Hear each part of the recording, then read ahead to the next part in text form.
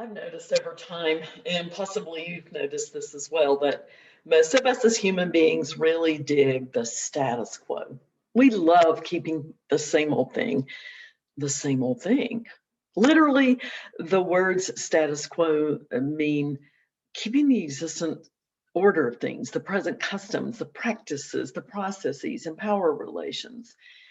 But Christian scriptures, it seems to me, are pretty clear about the truth that the spirit is restless. The spirit is dissatisfied, striving, desiring, longing, working, speaking, blowing about in a wind of change and inviting something more, something different. Jesus himself, as a teacher and as a prophet, definitely lived a life of change, a change that he said was rooted and grounded in love.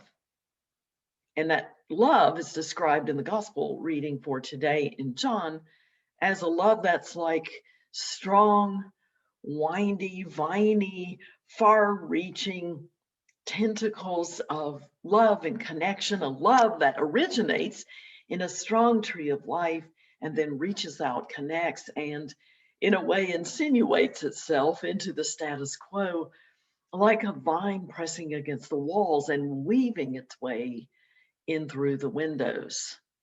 The connection of God's love for us and for all the creation is to be mirrored in the ways that we love one another. And it seems to me that in that summation that we find in John's gospel is, as it were, all the law and the prophets. In the Acts story, we have an example of how the early church began to live into this reality, began to wrestle with the realities of what it means really and truly to love, and to love how love changes things, pushes beyond the status quo. That love doesn't just talk about it and stay in the house with everybody else who looks and thinks and loves just like we do. People who reflect our own experience know that curling, growing, viney, green, loving, blooming experiential love is constantly bearing fruit of joy and peace and justice and compassion and inclusion. And that love that is changing is constantly happening inside us because it has gone outside. In Acts, we have this wonderful story of Philip and the Ethiopian eunuch.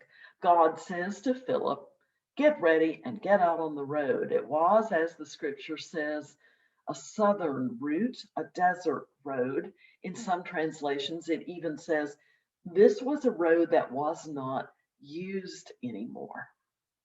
Spirit sends out Philip on a rarely used desert road, not knowing what to expect. And I don't know about you, that sounds like life in my experience. Absolutely.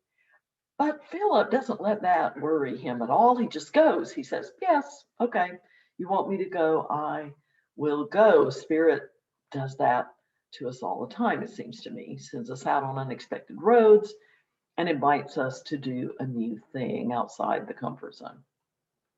Our churches, for sure, all communities of faith are on such a road right now. We are going on an unknown way as a result of COVID-19. We are learning what it means to be connected to one another by vines that go beyond the status quo, even beyond what it means to live and worship and be in one another's physical presence. Philip is on the road, the unknown road, and he meets up with, surprise, the Ethiopian eunuch. Here is someone of another race, another socioeconomic class, who is respected, wealthy, educated, good job, but religiously unclean. He is riding in a chariot in charge of the queen's treasury. He is literate. He owns, apparently, and is reading a scroll of Isaiah's prophecy. So he is not your regular working class guy on his way home carrying his lunch pail. This is royalty riding home in a Mercedes, but he is a eunuch.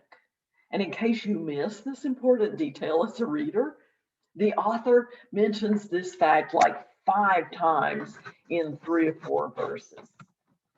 Eunuchs were men who had been castrated before puberty for the purpose of working in the court of female royalty. Eunuchs were banned from entering the temple because they were considered ritually unclean.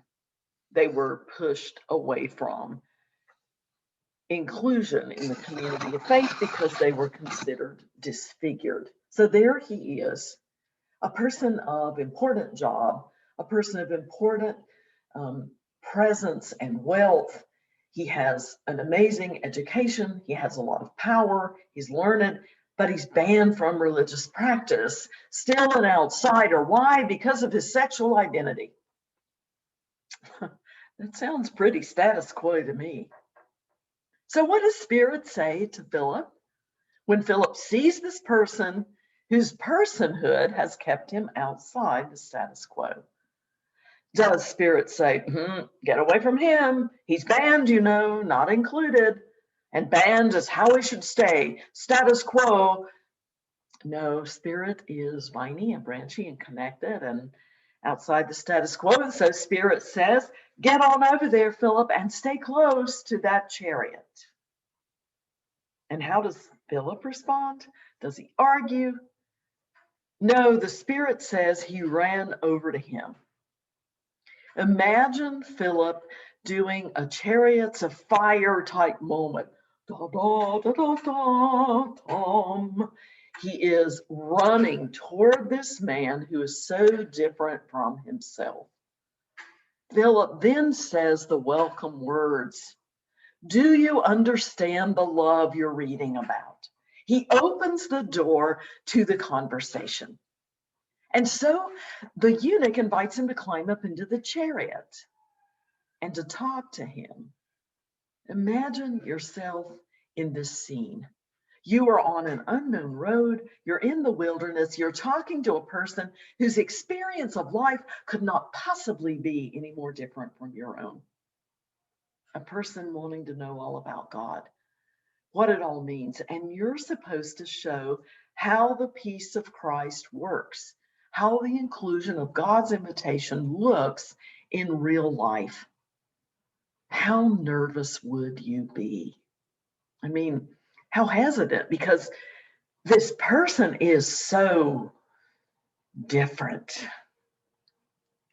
But Peter does just fine. Sorry, Philip does just fine. He explains about Isaiah's prophecy. He explains about the story of Jesus and the love and the inclusion that Jesus offers to everyone. And the Ethiopian eunuch gets it immediately. And he believes.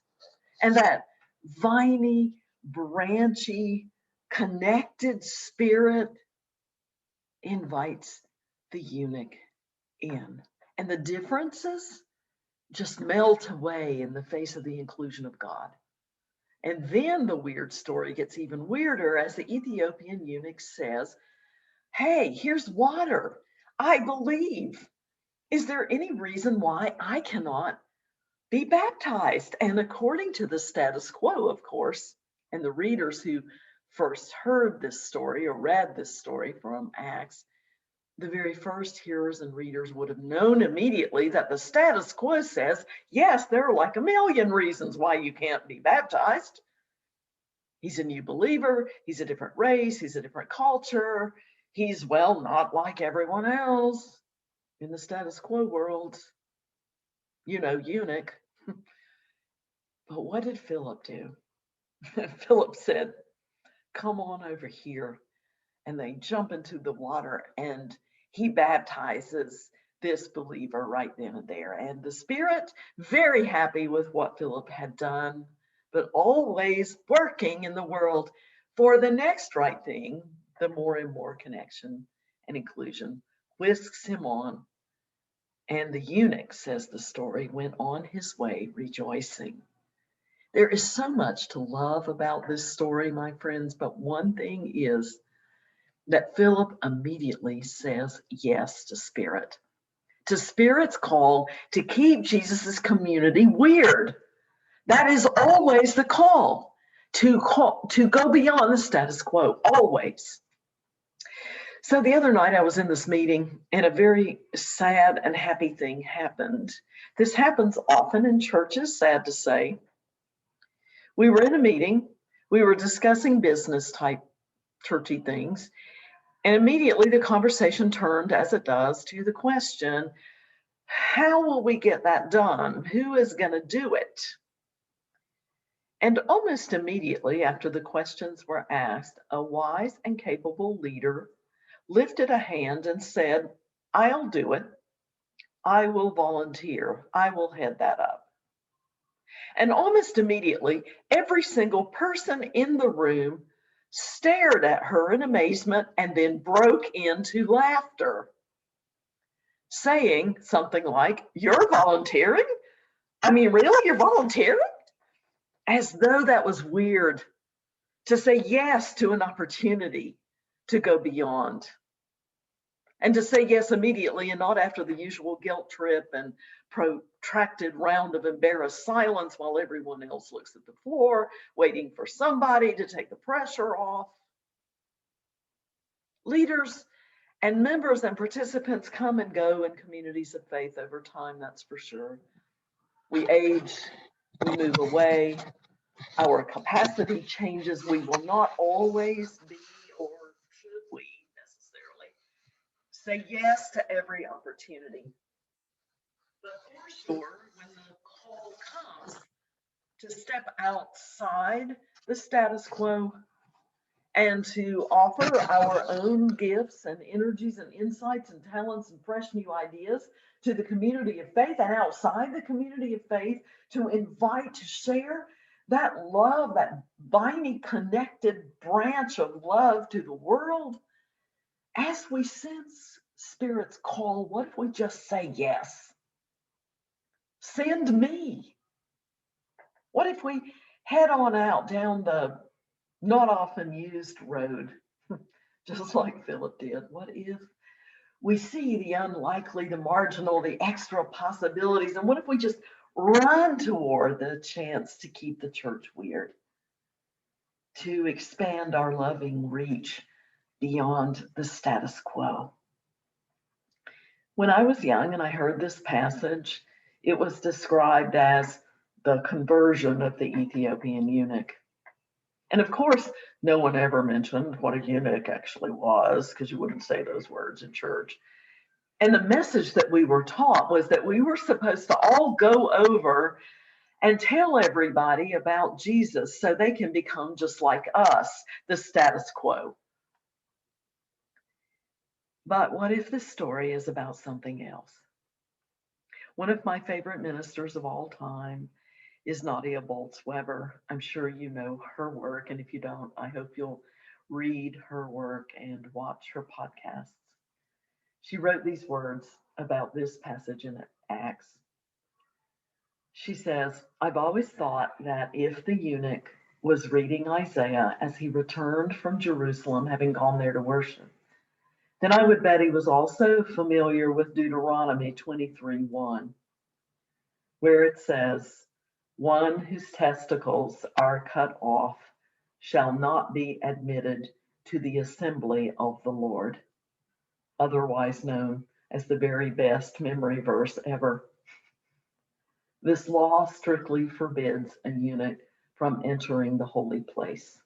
His transgression of gender binaries and the inability to fit in proper categories made him profane by nature. He does not fit in. But despite the fact that in all likelihood he would be turned away by the religious establishment, the Ethiopian eunuch sought God anyway. I wonder if when the Spirit guided Philip to that road in the desert, if she was actually guiding him to his own conversion. What if it was all a mutual conversion? Maybe because they simply asked each other good questions in the desert. If you look at the text, you'll see the only imperatives came from the Spirit. Philip and the eunuch only asked each other questions. The only commands came from God and the command was go and join. Go and join the other. What we don't know is if Spirit also gave the eunuch a command to invite. Invite this nice Jewish boy, representative of the status quo, of all that clings to the letter of the law and rejects you from God's house. Invite him to sit by you. Go, join, invite, ask questions. Did Philip, in his encounter with this gender transgressive foreigner, perhaps learn what seeking the Lord looks like? Perhaps did Philip learn what seeking the Lord actually looks like? So as you look to your as yet unknown future, remember that Spirit keeps saying it. Don't stay with the status quo. Keep the church weird.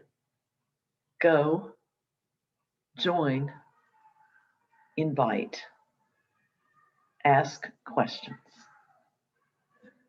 Amen.